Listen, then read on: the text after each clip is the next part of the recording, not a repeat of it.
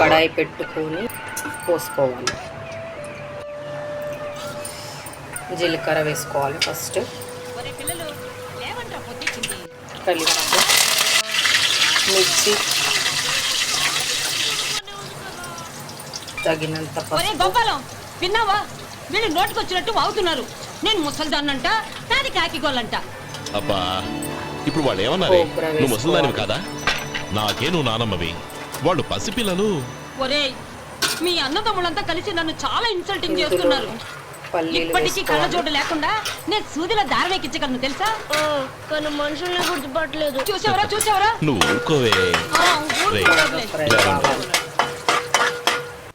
ఇందులోనే good morning అన్నయ్య. Good morning. గొప్ప అన్నదమ్ములు. ఈయన గారి ముఖం చూస్తే గాని వాళ్ళు లేవరు, ఫ్రై వాళ్ళు చేసుకోవాలి. లేచేదాకా ఈయన గారు లేవరు. రేయ్, ఈ రోజు నుంచి మీరు వేపులంతా పళ్ళు తోముకునే అవసరం లేదు.